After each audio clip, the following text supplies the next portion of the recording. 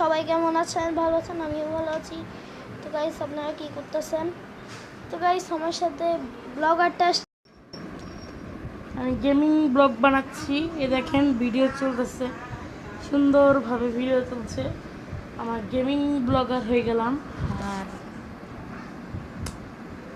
স্টাইলটা মেরে দিলাম। ভিডিওটা দেখে তো আপনাদের কাছে ভালো লাগলো। গাইস আজকে তো বাসায় অনেক মেহমান আসছে। এখন তো আমি বুঝতে পারছি না এই বাসায় আমি কি করব এখন।